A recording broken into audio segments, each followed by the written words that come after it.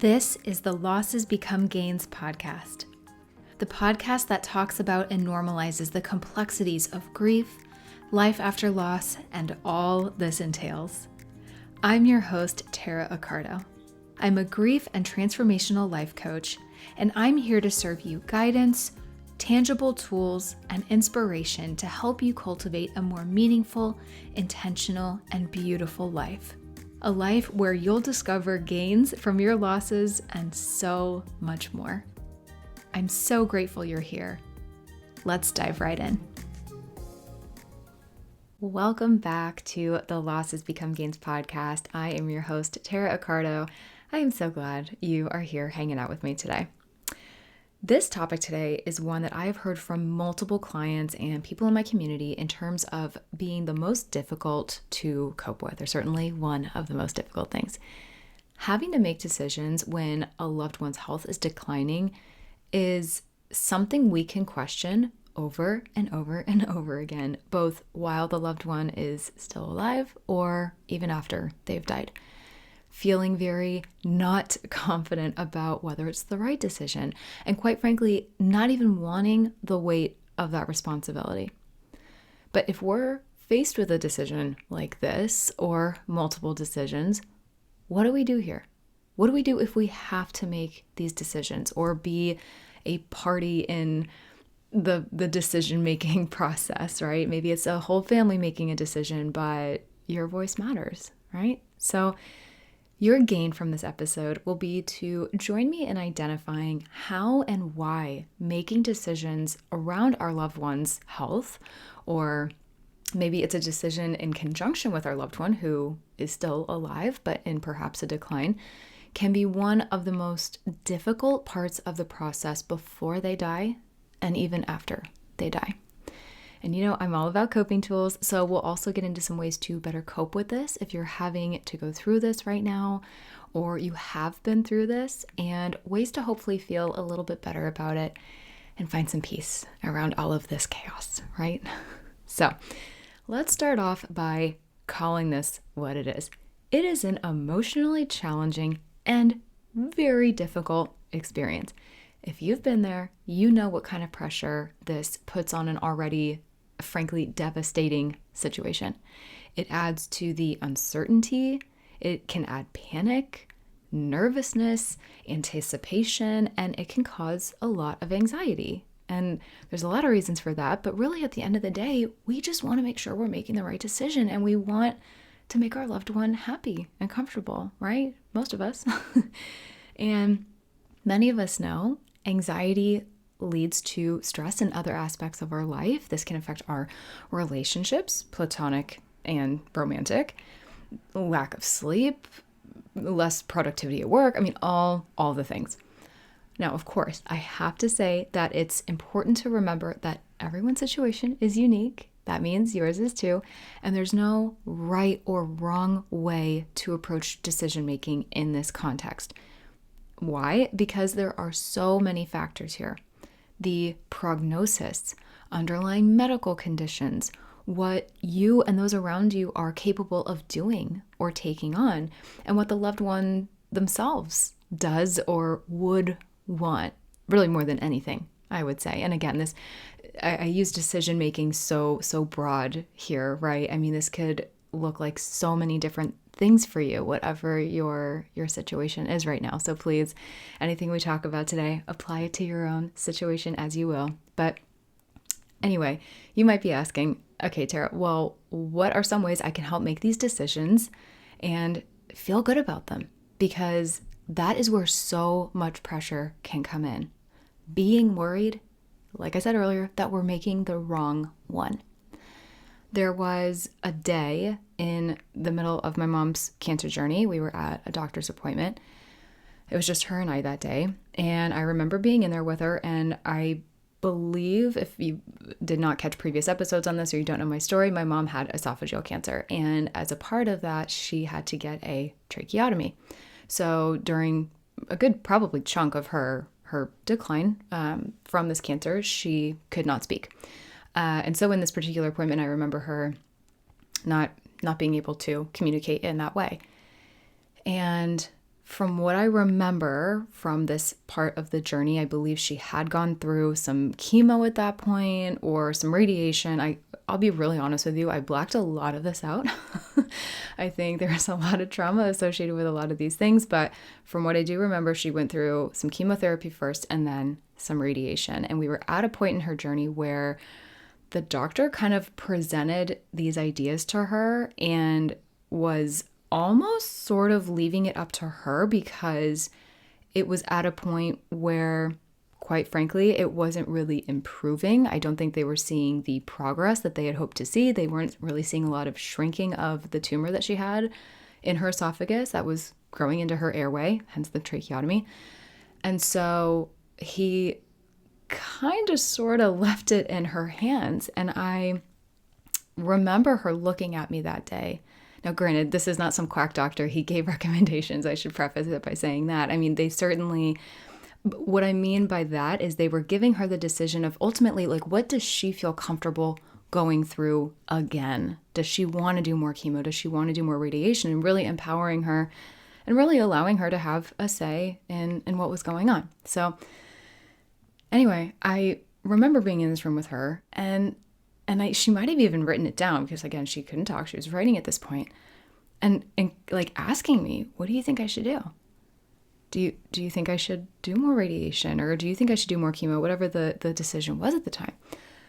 And I was like, for me, being her daughter in that situation, but someone she clearly trusted, my immediate instinct was like, well, what does the doctor recommend? I immediately went into this like almost like fight or flight mode and almost a little bit of panic internally because, for me, I was like, okay, seems obvious to get as much information as possible, right? But here he was, in a way, asking her what she wanted to do. And she was almost looking at me in that moment, like almost wanting my opinion. I don't think she wanted me to decide, but she, as her daughter, she was like, what do you think I should do? And I was like, nope, do not want this pressure. Please don't ask me that because like, I don't even know where to start here and I can't make this decision for you. So really, of course, I couldn't make that decision and I essentially told her that, I think. I think I also gave her my 2 cents, but I really just encouraged her to do what felt right for her. I mean, this was her body. This was her treatment that she had to go through. And I'll be really honest with you, selfishly, I didn't want a bad decision on my hands. Like, no way. Could not have lived with that. But people do live with this and harbor this all the time. It's why I'm doing this podcast episode right now. Perhaps that's where you're at right now. So, I mean, really, first and foremost, in ways to help feel more comfortable with these decisions, for you to feel more comfortable and for your loved ones, I gotta get this out there. Speak with your loved ones' healthcare providers to understand their condition and prognosis, as well as possible treatment options that are available. Get opinions and get a lot of them. That is like the other piece of unsolicited advice that I can give you here. And that is something that we did. And that will also help you make a little bit of a more informed decision. And by helping our loved ones do that research and taking some of that burden off of them, that is a beautiful way to support them. And I know that we as maybe caretakers or we as advocates for our loved ones are already taking on a lot, but we got to remember what they're going through is so next level, right? It is, and we don't know how long they'll be with us for. So if that is a burden that we can alleviate from them, that's what we do. And that is what I try to do for my mom. But another big part of this too, I think, is to listen to our intuition. Our intuition is there for a reason. I believe in it. I believe that it's talking to us in some of these situations. And, doctors are great and everything, not to knock doctors, but, I want to empower you and empower your loved one to, again, like I told my mom, do what you're comfortable with. Because at the end of the day, if there's comfort around a decision, even if it doesn't end up being the exactly quote unquote correct one, or one that keeps them around longer, which is something I definitely worried about with my mom, and we'll never really know if we made the right decisions, but you can at least look back and know that it felt right at the time. And that's really all we as humans can do, right? Work with what's in front of us. Trust your gut, trust the professionals, and do the best we can. That is so much of how this works. Sometimes we just have to take in everything around us, and there are some decisions where we might feel like we're going into it blindly, even though we do have information and we do have a feeling of what we should do, and we do have all of these recommendations and everything, but you're still kind of like, I feel like I'm throwing spaghetti against the wall. I mean, that is like one of the scariest things, especially when it comes to our loved one or their health or, their fate. I mean, that is heavy. So to continue with this example of my mom for a moment, my second thought, other than consult with your doctor, please, was, what do you want to go through, Mom? Like, I kind of alluded to this, but like, what are you comfortable with and what can you endure? She had already been doing treatment, as I mentioned. This would mean more, and that could, and it would have taken a toll on her body, which, given the direction that the treatment went, it did continue to take a toll on her body. I certainly couldn't make that decision for her. And not that she was completely throwing it in my lap. She was really just asking for my opinion. But I was like, God forbid I have a strong opinion on it, and that's what she went with, and it didn't go well. Again, I refuse to have that guilt on my hands. That's terrifying. So this leads me to the second way we can feel more comfortable and at ease with difficult decisions. Understand your loved one's wishes. Now, there are varying levels of this depending on whether your loved one is still able to communicate and is still here. Level 1, let's say, is if you are quite literally in the thick of this right now. They are still very much alive. Maybe they are on a decline of some sort, but they're still with it, so to speak. If they're in a hospital, for example, doctors or nurses might ask for, or perhaps even require, their preferences for care and end-of-life decisions. We ended up putting one together. We put together an advance directive for my mom, literally in the hospital. Level 2 of this, let's say, is if they are unable to communicate or they're still alive, but maybe let's just say they're not themselves, they're not of sound mind. What can we do? There are sort of 2 avenues here. 1, trying to find any written documents, such as an advance directive or a living will, that outline their wishes. If nothing like that exists, and one maybe can't be created at this point, there is a chance that a decision will have to be made, and perhaps you're the one that has to do it, or has to have a hand in that. What then? We do our best. That's it. And I want you to feel confident in that, because oftentimes I hear of situations, and I've been through this myself, where we essentially have to put ourselves in their shoes. We have to tap into their soul a little bit, their personality, and how they would or wouldn't want to live. And this leads me to another major aspect of this process and how we can feel comfortable with our decisions. And that is to consider quality of life. And I have 2 really quick examples here.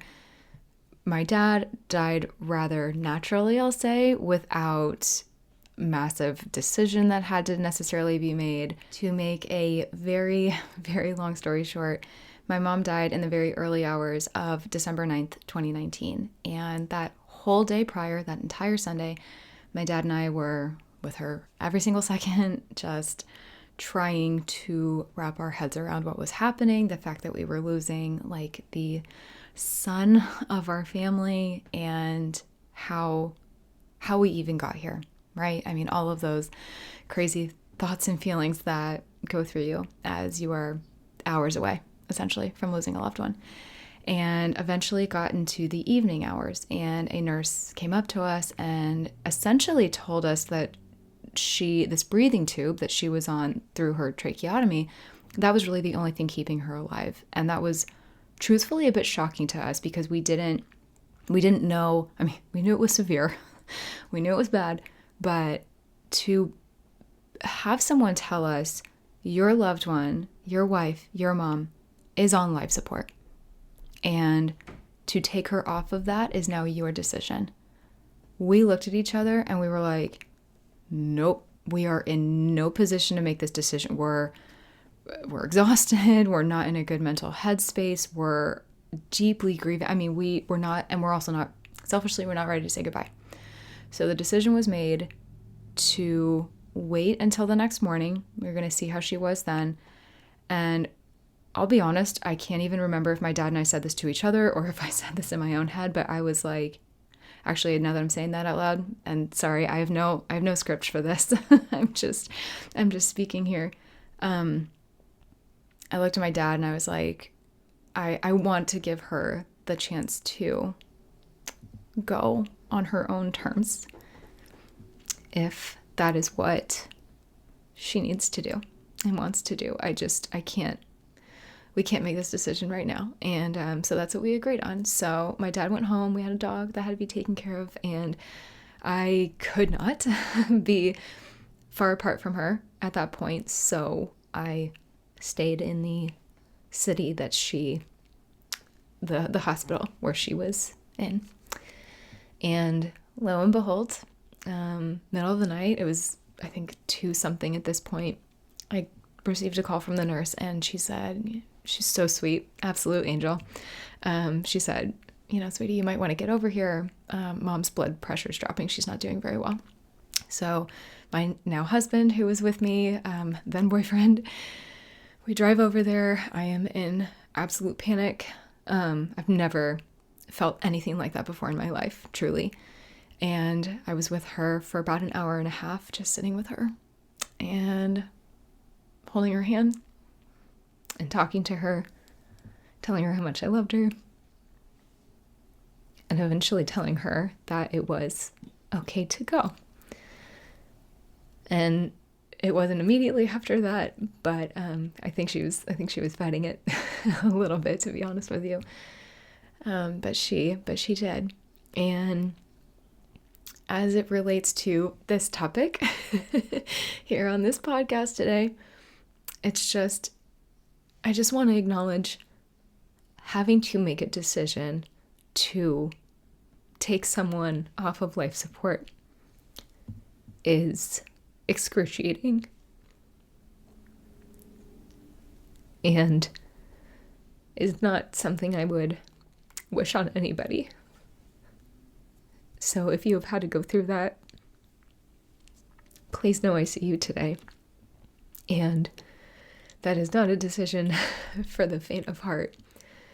And to admit this out loud, to say that I'm grateful that she got to leave the physical world here on her terms. I have to admit I'm grateful, and I'm so glad that that was a decision that she could make for herself, if you will. And so that was my first, obviously very traumatic experience with being faced with a decision like that. This also happened with my sweet dog's death as well. If any of you have been around to hear my story for a while, I had this beautiful little 19-year-old dog, and I just wanted to bring this up too in case anybody here has experienced pet loss or has had to cope with needing to put a pet down at all. I know there are quite a few of you who have suffered the loss of a pet in this community, so I'd be remiss if I didn't mention this, but my dog's name is Princess, if you didn't know, and much more to come on her story and much more to come on pet loss here on this podcast. But after a series of seizures, after a rabies shot that she never should have received, that is a whole nother story. It is a decision that I have regretted since the moment it happened, but she was in such a state that she simply was not going to come back from it. At that point, she was having seizure after seizure.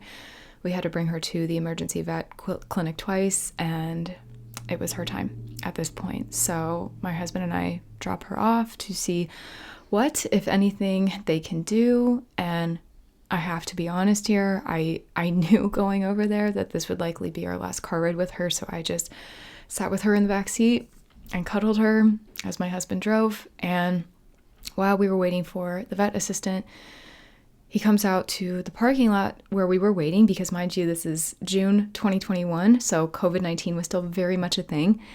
And he tells us that she is very much declining and she's not going to make it. I honestly don't even know if he technically gave me the decision to put her down or not. He certainly framed it that way, at least. But, after having a complete breakdown in the parking lot, completely wailing out and crying into my husband's arms, I knew fairly quickly, like, it would be cruel to continue her life any further this way. I just had been dealing with this for the last 2 days with her decline, and what I witnessed in the car taking her over there, there was no coming back, right? So, moral of the story, next to what would have been my mom possibly and having to make that decision, this decision to put down this dog that I had in my life for 19 years was one of the most difficult decisions I've ever had to make. I just wanted her to be better. I just wanted her to be back to my sweet girl, to her bubbly old lady self, hobbling around the house with a spring in her step still, and just the happiest little camper you could possibly imagine.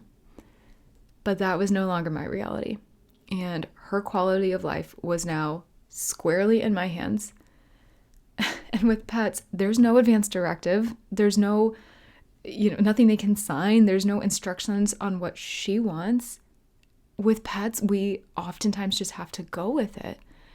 And if you have experienced this through a death and through having to put a pet down, for example, I know you feel me on this. I have no doubt you can relate to the story right now. And this is why I want to be very vulnerable with you and share all of this.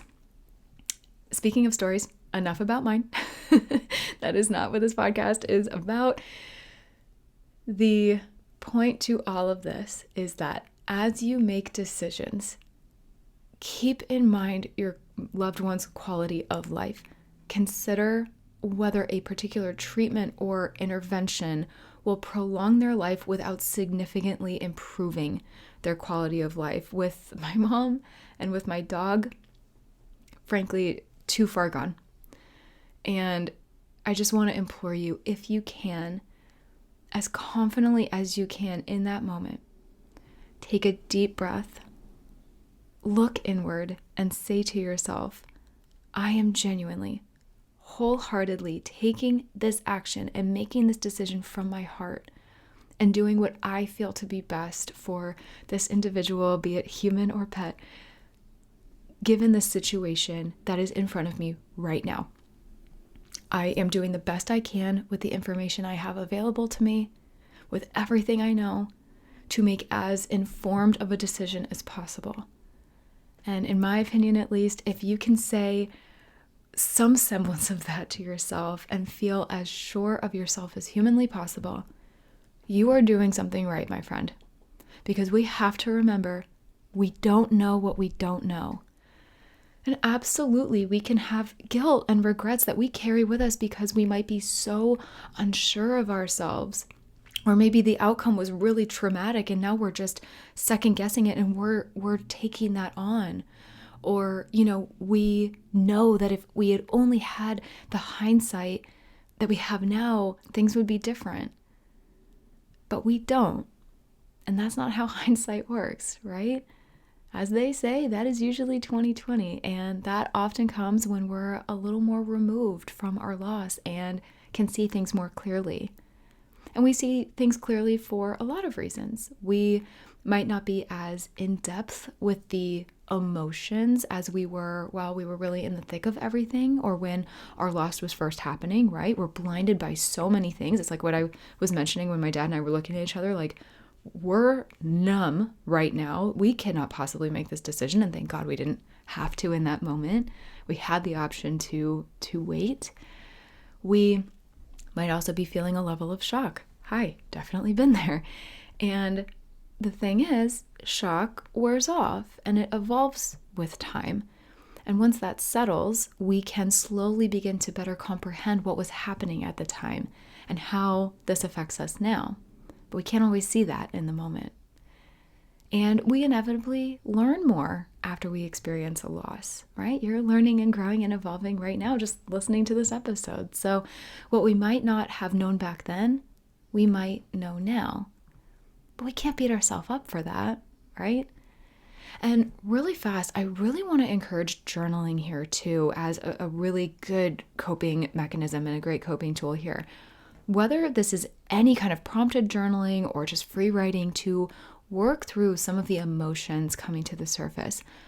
Putting these feelings and that state of mind you're in down on paper can be extremely helpful and very cathartic. And it can really help release so much burden from our mind if we journal with intention and allow ourselves to dig deep and be really honest with our thoughts. And lastly, some of the best guidance I have to consider here if you are in these shoes right now or are really struggling with a decision that you maybe previously made that is perhaps haunting you a little bit is to seek support as much as possible. Now, of course, I hope you feel supported here on this podcast and at Losses Become Gains in general. So many of us here have been through something similar in our own ways. And, any uncertainty or regret or despair you're feeling with decisions that had to be made, it is so relatable, I assure you. So remember, you have a community behind you. But also, seek out family or friends that might be a good ear to listen to here. Sometimes it's helpful to have someone who was familiar with the situation or at least familiar enough with the person who's declining or who has died, and they can maybe impart some wisdom or comfort to you. Again, I caution against who you go to for this and, just make an educated choice on who you seek out support from. But that being said, on the other hand, I should mention that sometimes we maybe don't feel well supported by those around us, or maybe, they're not bringing out the best in you or the best in the situation. And in that case, a counselor, a therapist, or a grief coach can be a really helpful third party to work through things with who, maybe don't have as much of an emotional stake in the situation, if that makes sense. And a third party can really help you bring yourself back down a little bit and work through some of these things from a more unbiased perspective. Okay, very last thing here, then I promise I'll wrap this up. Be patient and compassionate with yourself and those around you. If your loved one is still here, remember that they are going through, I say this very loosely, a challenging time. Perhaps something kind of unimaginable that you maybe can't even still wrap your head around. Consider them and consider how they feel or how they would feel. It's important to approach all decisions with patience, compassion, and understanding. And for you, my friend, I want you to approach yourself with patience, compassion, and understanding too. Because you are humans. Humans are not perfect, which means our decisions might not always be perfect. But as I said before, if we try, if we do the very best we can in the moment, and we know with every fiber of our being that we have, what more can we ask of ourselves, right? Really give that some thought. And let's say, just for argument's sake, you maybe don't feel like you did the best you could in a given moment, because that happens too. Maybe that's why you're here. We might know there was more we could be doing currently or more that we could have done, but we're feeling super regretful of that right now. I'll remind you again, since we're human and since we're prone to mistakes and misjudgments and missteps in life, it doesn't mean we need to resort to beating ourselves up for something. That doesn't mean we need to resort to feeling guilt. That doesn't mean we have to live in a place of despair. And it's understandable that you feel these things, and that's why I encourage journaling, because it's important to work through these emotions. I don't want you to feel any shame for feeling these things, but I don't want you to live there, right? This goes for decisions that we might have had to make while a loved one is or was declining, but so many aspects of our grief this can also apply to. So do me, and more important, do yourself a favor today. If this is where you find yourself, if you find yourself stuck, release that today. Release that right now, especially if it's not something that you can go back and change. Close your eyes, surrender the questioning, surrender the guilt, surrender the fear, surrender the anxiety and any shame that might be lingering. Breathe. Breathe in with me, and let's breathe it out and release it. On that note, that is where I leave you today. Thank you so much for being here in this episode today, and thank you so much for allowing me to be vulnerable with you. That is really what I want for this podcast, and I'll be honest with you, I didn't really expect that. I really wanted to allow those stories to flow out of me, so I didn't quite know how I was going to tell that. I just know that I wanted to, but that is grief, right? So I encourage that for you too, and I welcome that so much in this community. That all being said, I hope today's conversation provided some insight on the complexities, to say the least, of these decisions that we might have to make or at least be faced with, and how to best cope with these ever difficult aspects of the grief process.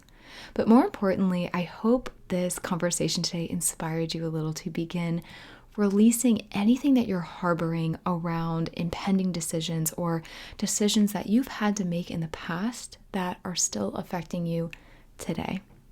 I genuinely hope this has helped you find even the smallest semblance of peace or just encouragement that you are not alone, or at least a little bit of a mindset shift around this today. Thank you so much for hanging out with me. I really appreciate it. I hope you have a fantastic day, and I will see you in the next episode. I am sending you a huge thank you for tuning into today's episode, my friend. I'm so grateful you're here and for the steps you're taking to heal your heart, open your mind, fulfill your soul, learn, grow, and evolve, and move through this crazy thing called life in big, beautiful, impactful ways. Visit lossesbecomegains.com for my blog, more coping tools, ways to work with me, and so much more. And be sure you're following along on Instagram and Facebook at Losses Become Gains Podcast. I love seeing new faces, meeting new people, hearing your stories, and supporting you however I can. Be sure to hit that subscribe button if you haven't already, and share this episode or this podcast with someone who could use it too. And remember to always keep asking yourself, how will I turn my losses into gains today? I'll catch you in the next episode.